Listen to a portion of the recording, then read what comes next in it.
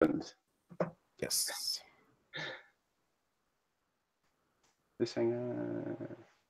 All right, and welcome everyone. We are live with the one and only, the Vortex, um, who is known from the highly rated Bitcoin news show every Sunday on the World Crypto Network. Vortex, welcome. Good to have you.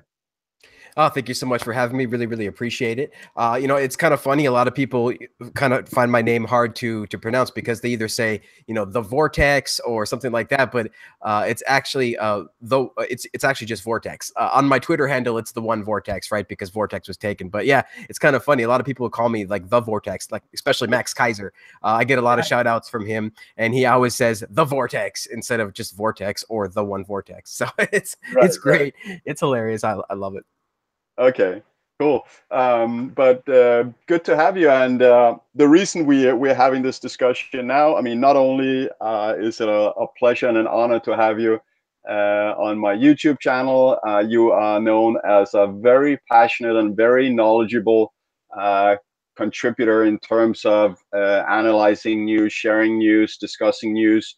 And you have this awesome panel, and I really highly recommend everyone to go sign up on World Crypto Network and watch Vortex's show every Sunday. He rarely goes on vacation, so it's pretty much there every Sunday. But the reason we're here, apart from that, is that on Friday next week, which is June the 1st, 10 a.m. Here at our meetup in Century City, Los Angeles, Vortex is coming and giving us an exciting presentation about who controls Bitcoin, which is something that a lot of people seem to be unsure of in terms of, is it the miners, is it the hodlers, is it the core contributors or other devs, or who is it actually, or is it the banks? I don't know. I don't think anyone thinks that, but that I think is going to be really interesting. Before we start Vortex's presentation, I will give a little a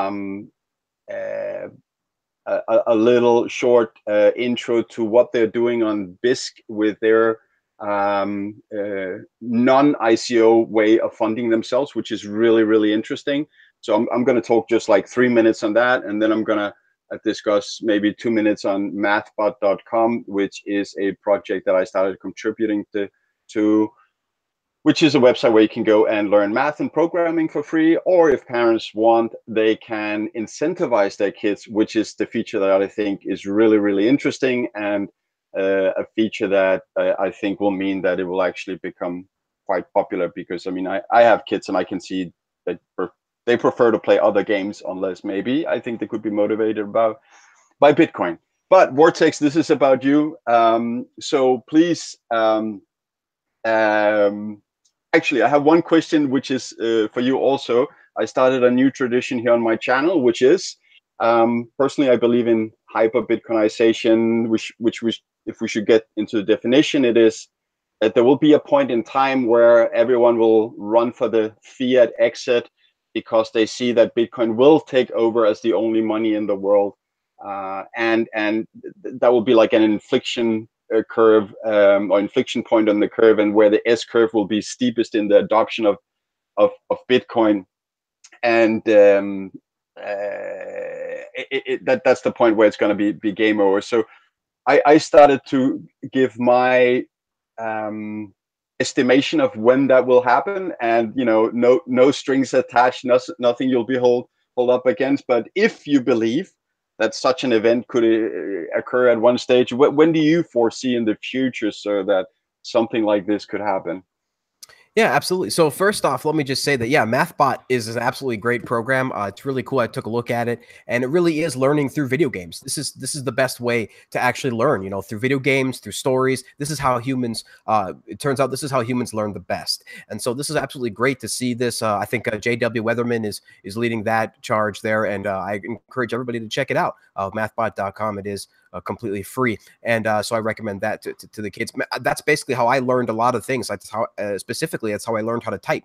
I now do I don't know, 120, 130 words a minute or something, but it was all from Mavis Beacon. And I only played the video games, never ever actually took any of the lessons or anything like that. So that's really great to hear. But so on the topic of hyper-Bitcoinization, you know, this is a relatively important topic for the Bitcoin ethos, for the Bitcoin community members, anybody who wants to do any research and looking into Bitcoin. You're going to eventually come upon this term, hyper-Bitcoinization, which of course was coined by the Satoshi Nakamoto Institute.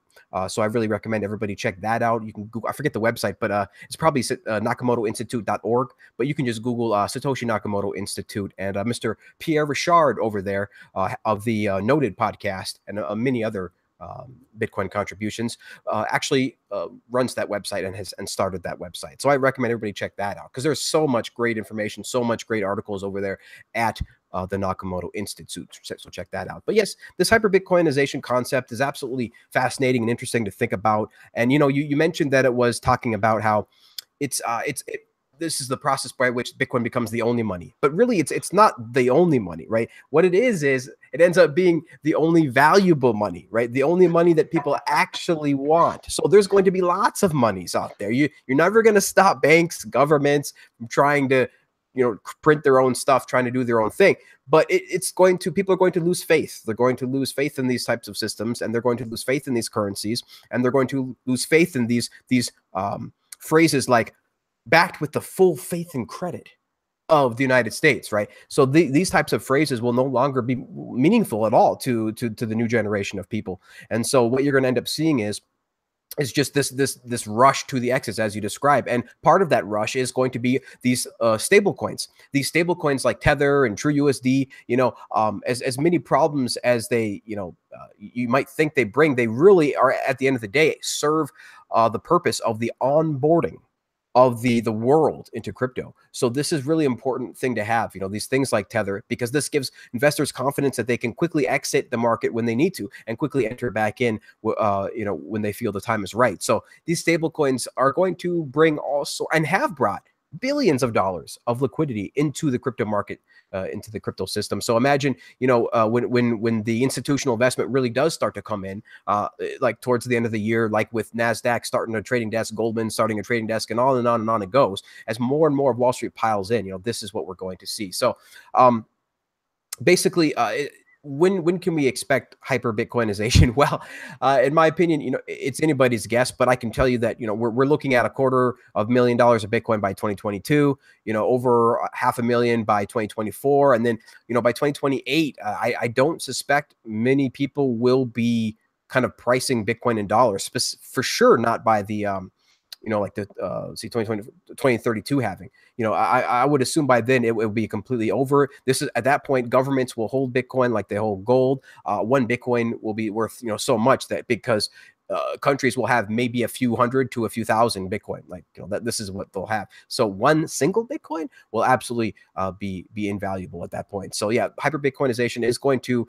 in my opinion, definitely take off. And again, it's the result of Bitcoin having a finite supply. It's the end result of Bitcoin having sound money properties. And we tried this with gold, but the problem is that, you know, gold became manipulated because we put it on paper.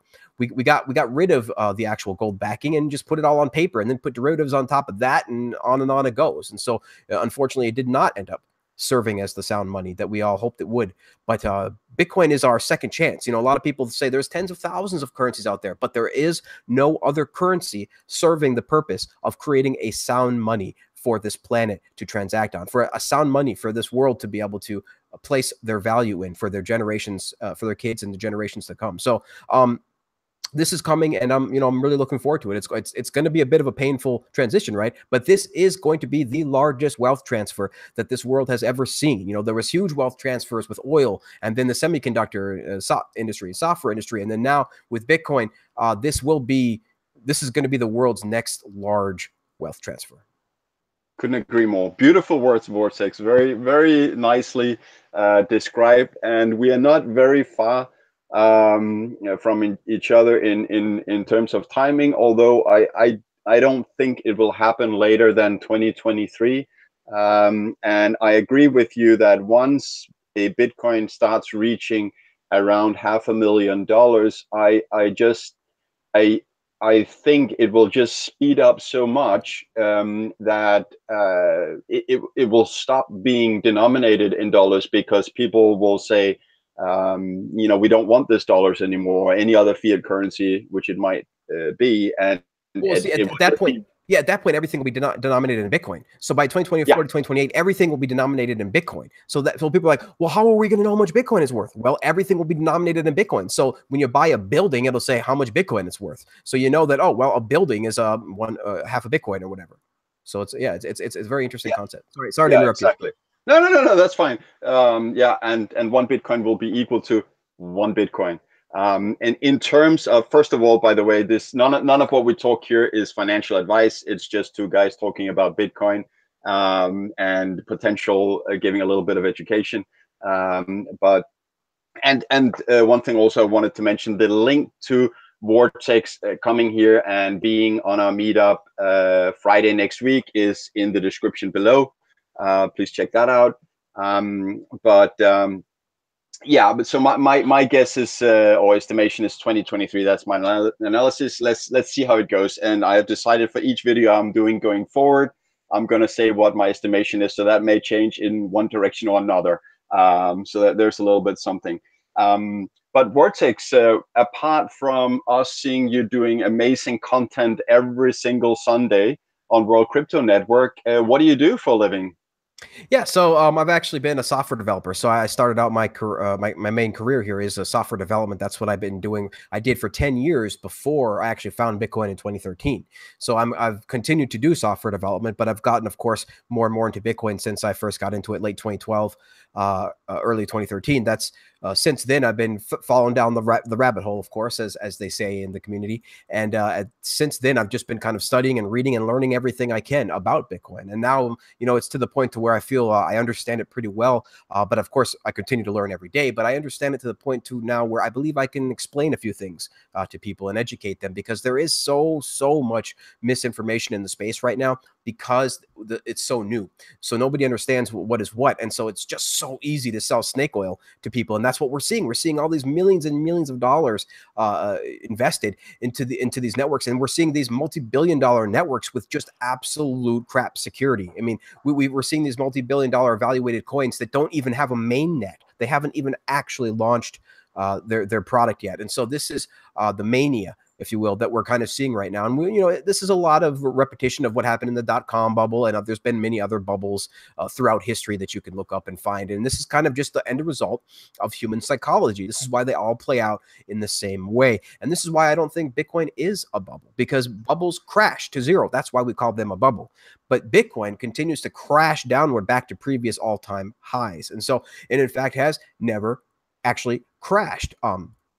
To date. So, and in addition to that, it's had its uptime at 99.999%, you know, guaranteed. I mean, literally not one single bank on this planet, not one single financial institution on this planet can make the same claim.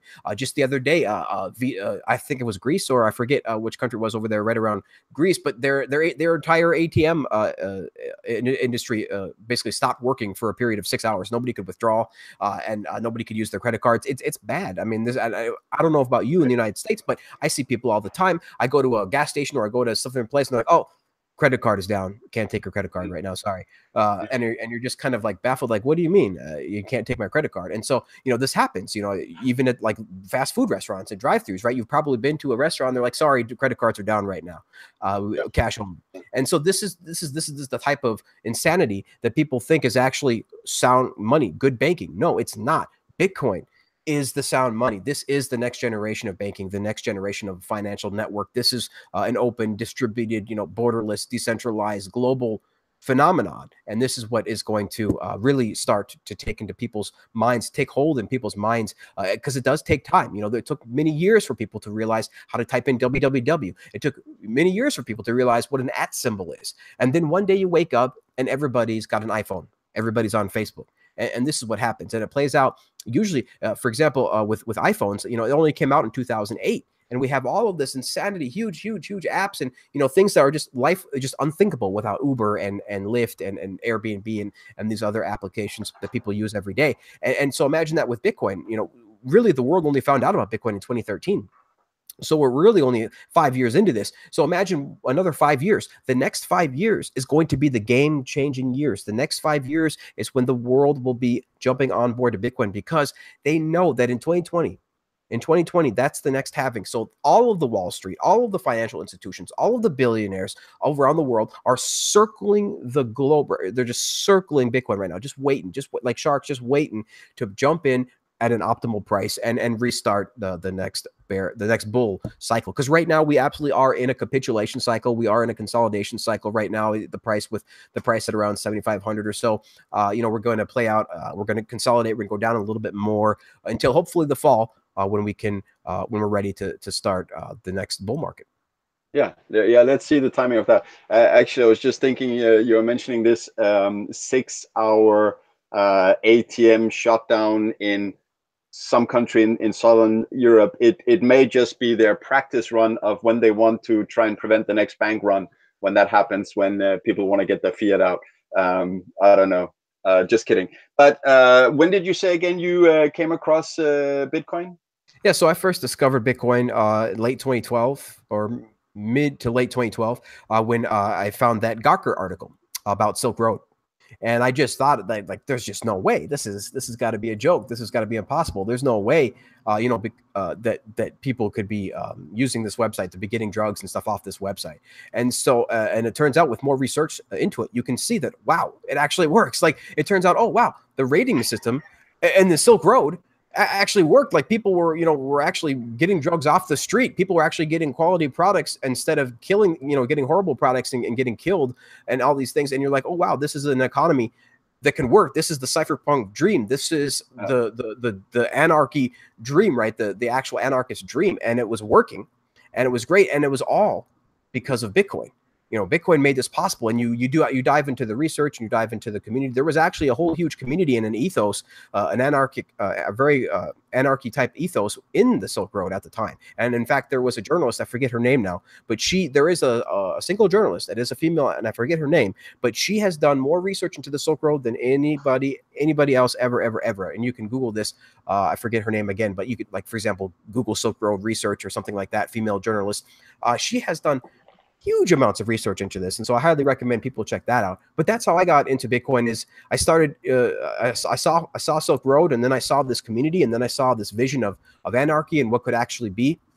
And then I started researching more into, of course, crypto capitalism and crypto, all of these types of concepts. And, and then finally I found, the cypherpunk vision, the actual, the dreams of what, the world could be if the cypherpunks had their way, which is, of course, a private world, a free world, a world that's completely decentralized, and where everybody attains their individual sovereignty. And, it's definitely a bit extreme and different comparing to things like libertarians and other things like that, which, it's you can say what you will about libertarians, but everybody's belief system usually has some issues. And so you just kind of try to pick and choose what works for you. But at the end of the day, Bitcoin is going to allow for these types of systems, these types of systems that can't be shut down, these types of systems that can't be controlled, these types of systems that are available to all, no matter your race, no matter your height, no matter your color, no matter where you're from, or anything like that. And this is the promise of the cypherpunk vision. This is the dream of Bitcoin.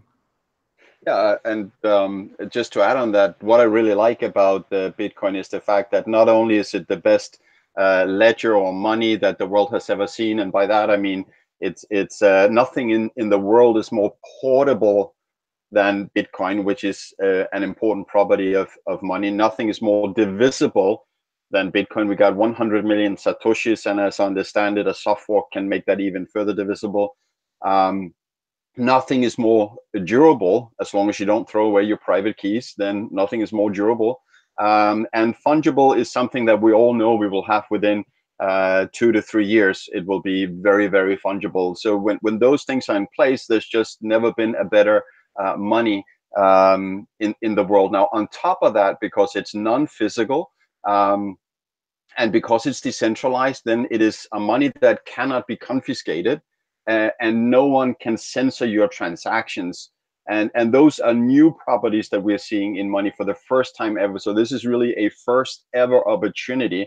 And for us to be alive in this very day and age, in these, I believe, just 15 years, where society is going from this artificially created fiat currency to the best sound money the world has ever seen, it's a historic moment, and watching it unfold before your eyes is just an amazing historical opportunity. The last time the world got a new, better money was when gold was started being used as money, which was before the Roman Empire even existed, back 600-700 before Christ. So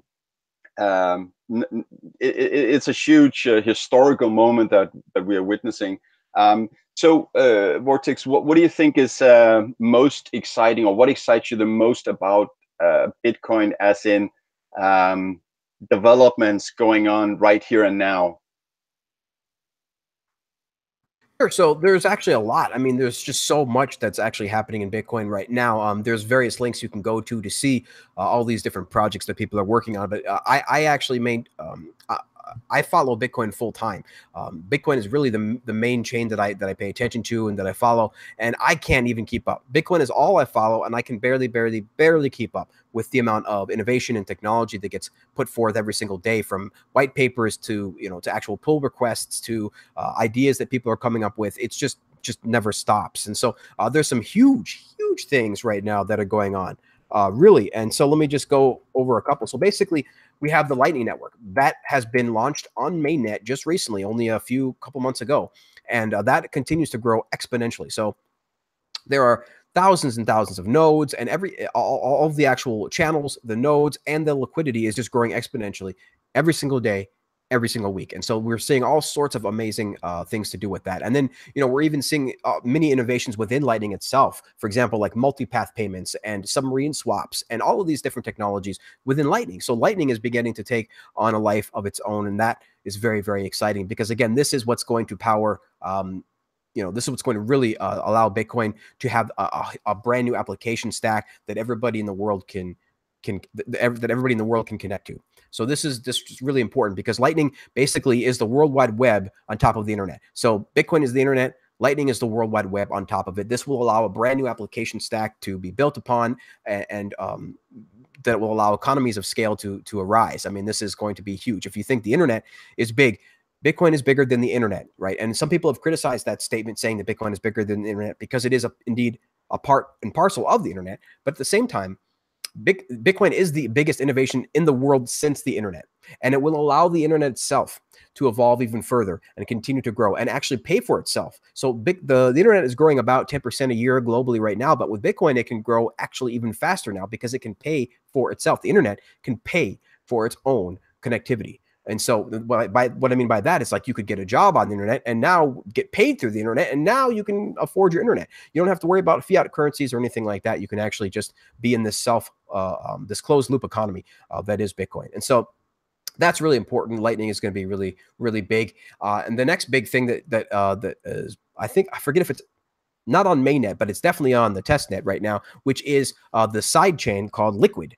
That's some technology that's coming out from Blockstream, and this is going to allow exchanges to be able to very securely transfer huge amounts of liquidity between the actual exchanges. And so this is really great, because it's kind of like an off-chain solution, but not really. It's a side chain. So it's another chain on the side of Bitcoin that's directly connected to Bitcoin. And so what this allows you to do is, it allows you to scale up transactions. So you can send transactions basically instantly, almost on the side chain, the Liquid beta, with these trusted intermediaries that they have forming this federation. So it's not completely decentralized, but it does have no central point of failure, because it's a federation. And so this federation called Liquid, the side chain, people can transfer liquidity just absolutely instantly between the two, or between the parties. And it is secure, just as secure as Bitcoin, as it's built into Bitcoin. It's built off of Bitcoin. So very, very, very exciting for that. Looking forward to that. That will allow more and more liquidity to come into the system, to be used into the system. Again, it's all about, onboarding the planet, getting more and more liquidity into the system, and stable coins and side chains. That's a part of it. And Lightning definitely is a part of it as well. And finally, really a big thing that you mentioned, is fungibility. And a lot of people criticize Bitcoin for having this transparent ledger. They say that it does reduce fungibility, but in my opinion, it helps a lot. We need to be able to have some type of transparency, because otherwise it's like a mechanic. You're looking under the hood. If you can't see under the hood, how are you supposed to fix the engine? And so you're finding that these privacy coins are having all sorts of issues with scale and just with upgrading itself. Like, it's getting kind of crazy. So you really have to pay attention to all of these different chains to see what's happening. But right now, what we're seeing is that Bitcoin's transparent ledger is absolutely helping it right now. But in addition to that, we do want to have more private transactions. And so the technology that people are working on is something called bulletproofs. This was a technology that was essentially dead dropped in an IRC chat from an anonymous person at like 3 a.m. It almost like, Satoshi might have come back or something and dropped something off for us. But it was really, really crazy because it was just completely just donated. And so from there, all sorts of people are continuing to build off of that technology. And so it allows basically you to have much cheap. It allows you to have privacy much cheaper. It's really, really important, because privacy is expensive when in the terms of network security, in the terms of actual development of these networks and these coins. Privacy is more expensive than not having privacy. And so with these bulletproofs, this reduces the cost of privacy. And that is huge. And we really, really need that for a lot of different people. A lot of people need that for their own reasons, and remember, it's like Snowden says, it's like saying you have nothing, to hide is like saying you don't care about free speech because you got nothing to say, right? So it's very, very important to actually have your privacy, because it's not that you have something to hide, right? It's that you have something that you don't want to share with others. That it's like that simple, and so this is what's going to be really taking off. But remember, this is all years away, right? Like Lightning I don't expect it to fully be integrated into the entire ecosystem, until like really end of next year. By that time, I think it'll be just fully saturated and penetrated the whole of the ecosystem. And then side chains, that's kind of taken off later this year and into next year. And then the bulletproof privacy stuff, that's more like 2020, 2021. But all this stuff is being built by this huge open source community, global community that mostly is voluntary. And because they want to see a new world, they want to see a world that's not controlled by central banks. They want to see a world that's not controlled by the Rothschild family, right? There's a Rothschild bank in every single freaking country except North Korea, right? So this is the state of the world that we live in. And how we got here is a big, huge, long story that I really recommend everybody to just research and check out, and and do the research and find out how did the Federal Reserve get here, and why do we have central banks and these types of things. And you'll find some uncomfortable truths, but at the end of the day, Bitcoin is here now. Bitcoin is going to allow us to make a better choice, make a better world. And I like to say all the time that Bitcoin simply is. And because Bitcoin is, the world will never be the same. You're muted there, bro. You muted. Gotcha. Yeah, I wanted to say, don't you have that on your Twitter profile, or at least you did have that Bitcoin is, and that is all that is needed? Or That's correct. Yeah, Bitcoin is, and that is enough. Yes. Yeah, exactly. Gotcha. Vortex, what about altcoins? Is that something that interests you at all, or what's your take there? So there's a lot of different chains out there, as you may or may not know. There's thousands of coins these days, because then this was an inevitable thing that was going to happen, because Bitcoin is open source. So the technology was going to proliferate. A lot of people some people like King of the Trolls, Roger Ver, right, is like, all the altcoin market was caused from Bitcoin's slow transactions. It's like, nah, bruh. No, what actually happened is that Bitcoin is open source, and that people copied it and wanted to create more things. And that's fine. That's great. There is this type of kind of financial renaissance that is going around the world right now, where people are realizing more and more what money is, and and changing their mind about what they want money to be. And this is where we find ourselves. And so it's these altcoins, they're getting attacked more and more these days. Verge was just attacked, and then now we have the Bitcoin Gold that had a 51% attack that literally took $18 million from exchanges.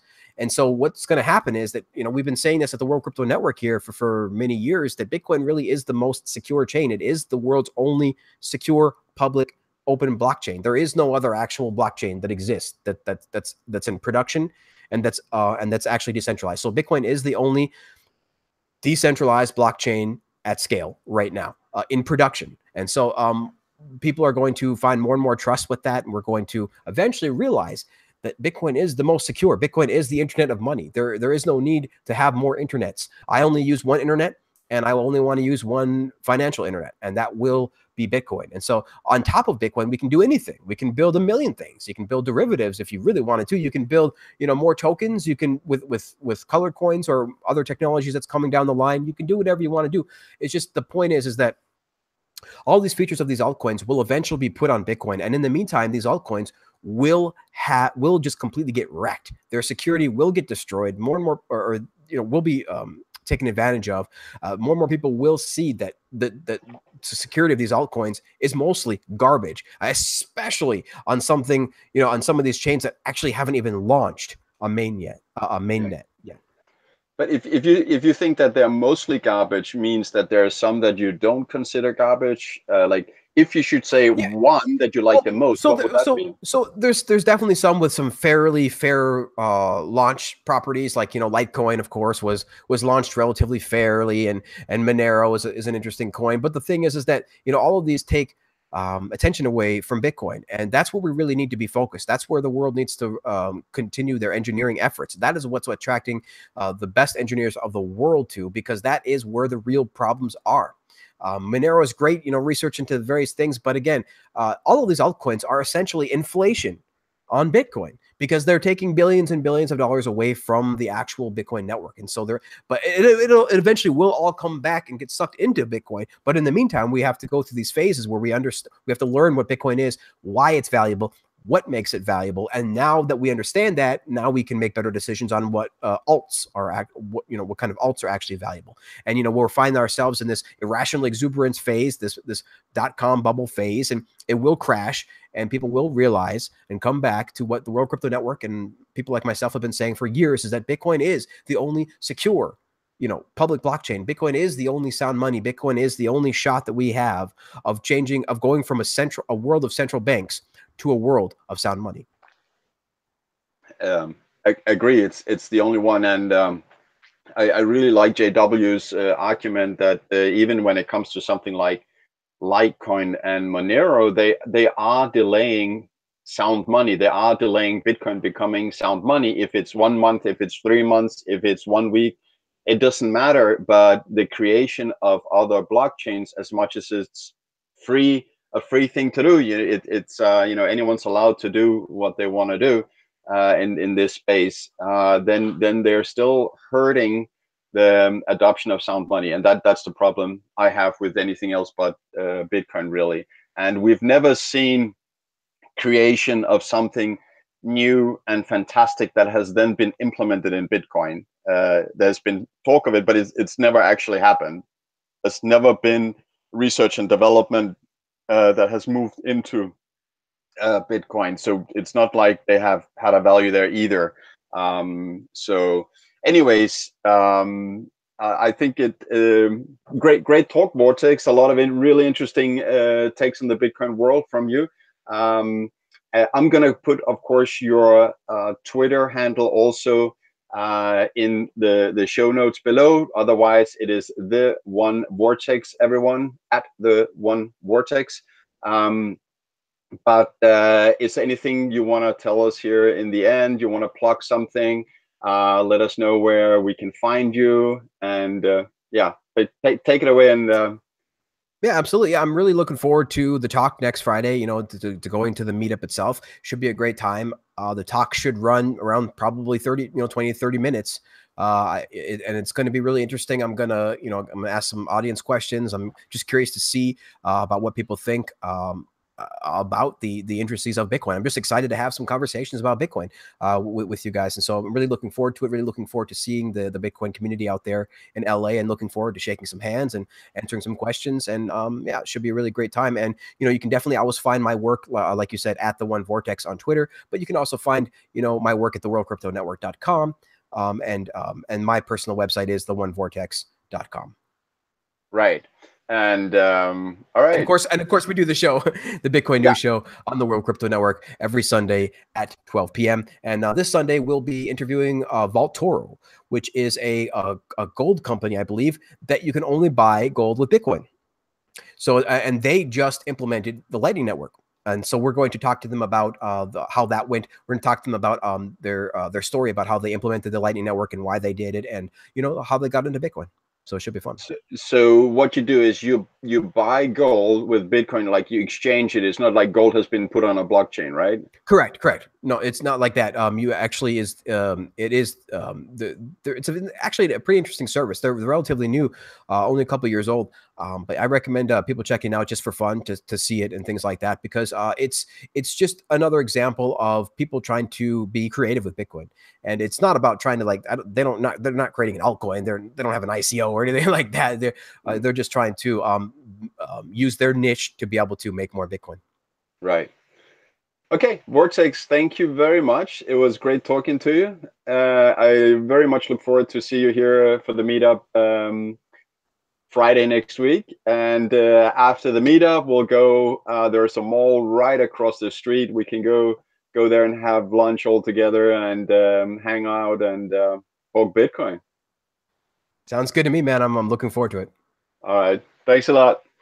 All right. Thanks. Have a good one. Yeah. Thanks, Bye. everyone.